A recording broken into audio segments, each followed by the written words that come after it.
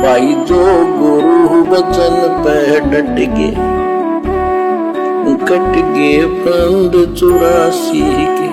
अब ये सारी बातें सुन के फिर धर्मदास जी ने क्या कहा? धर्मदास वचन, विष्णु पूर्ण परमात्मा हम जाना, जिंद निंदा कर हो नादाना।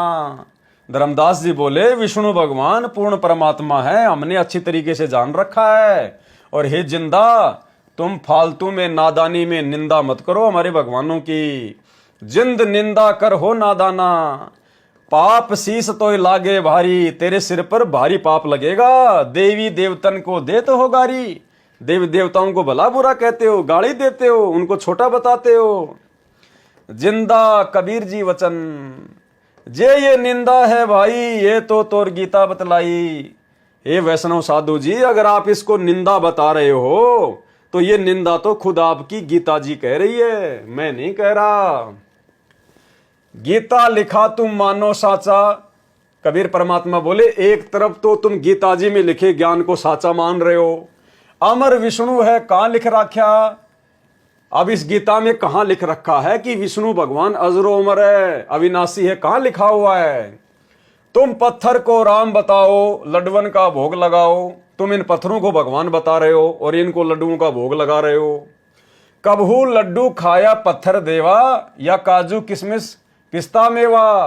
क्या पत्थरों ने कभी लड्डू खाया है, लड्डू का भोग लगाया है? या कभी काजू किशमिश मेवा कभी खाई है पत्थरों ने? पत्थर पूज पत्थर हो गए भाई, आप लोग भी पत्थर पूज पूज के शास्त्र विरुद्ध साधना करके पत्थर जैसी स्थिति में आ गए हो।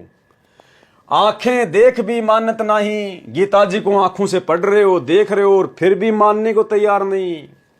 ऐसे गुरु मिले अन्यायी, आप लोगों को ऐसे कर्महीन गुरु मिल गए, ऐसे अन्यायी गुरु मिल गए, जिन मूर्ति पूजा रीत चलाई, जिन्होंने आपको इस मूर्ति पूजा के ऊपर आरूढ़ कर दिया। इतना कहे जिंदा हुए अदेखा, इतना कहते ही परमात्मा कबीर जी वहां से अंतर ध्यान हो गए। अदेखा यानी दोबारा जिनको देखा ना जा सके।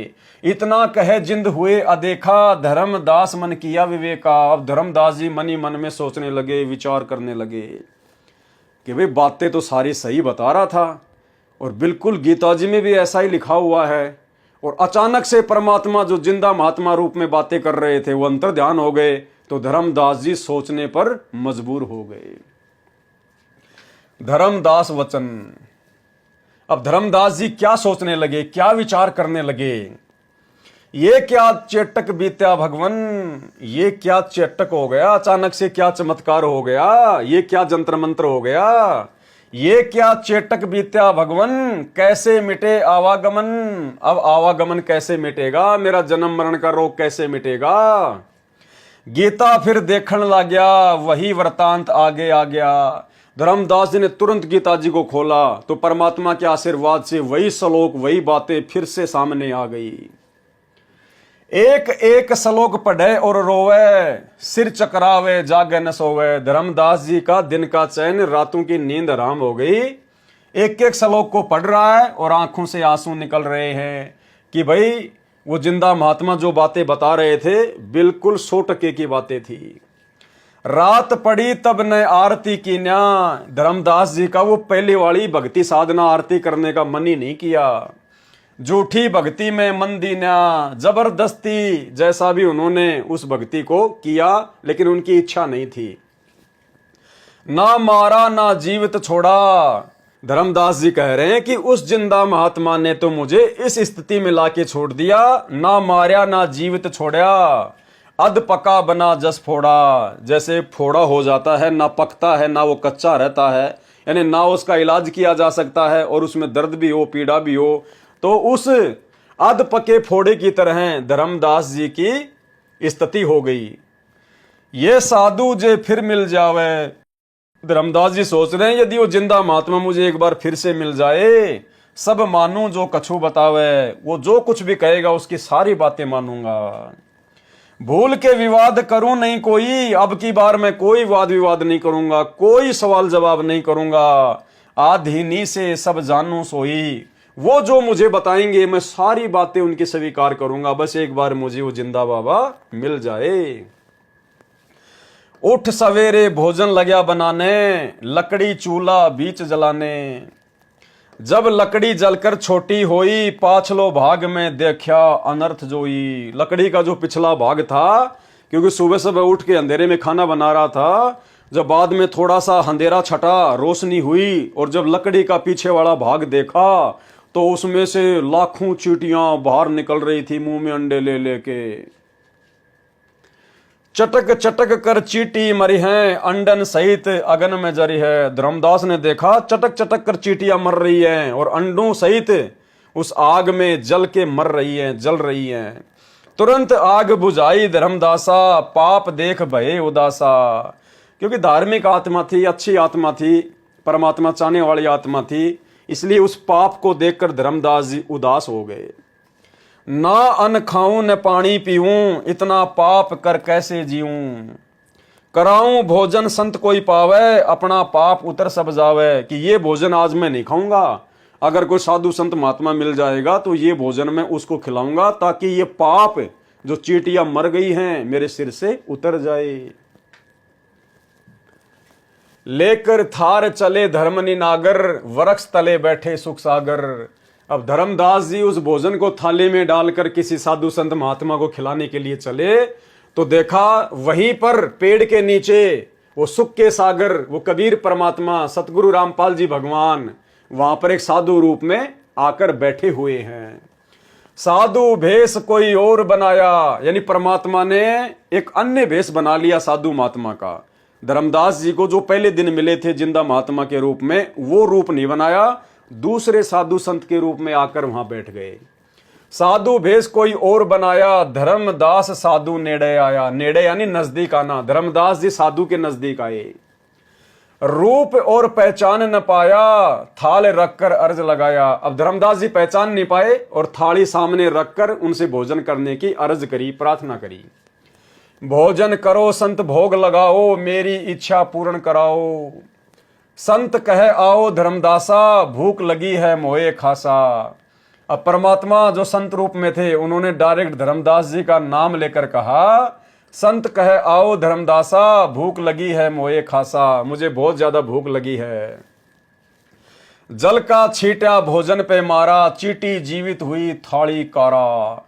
अब परमात्मा ने लीला करी, अपने कर कमंडल से जल लेकर भोजन पे यूं छिड़का तो पूरी थाली चींटियों से काली हो गई, भर गई पूरी थाली।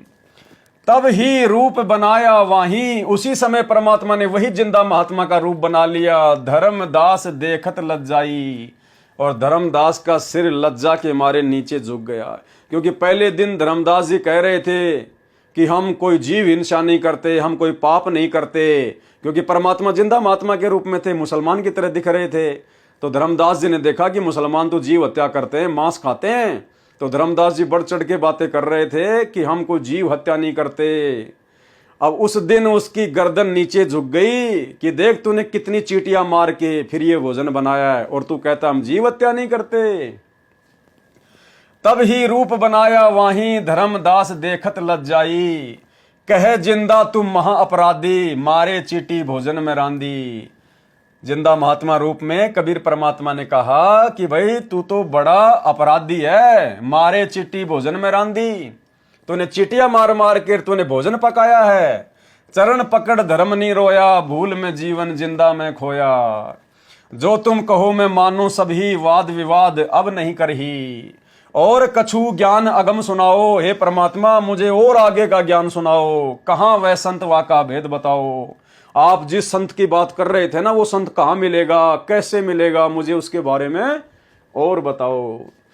जिंद कबीर वचन, यानी जिंदा महात्मा के रूप में कबीर परमात्मा के वचन।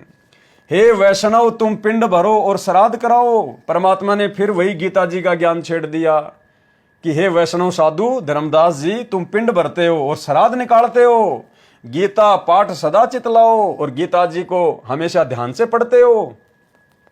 भूत पूजो बनोगे भूता, पितर पूजे पितर हुता। तुम्हारी गीता जी में लिखा है जो भूतों की पूजा करेगा, जो श्राद्ध निकालेगा वो भूत बनेगा।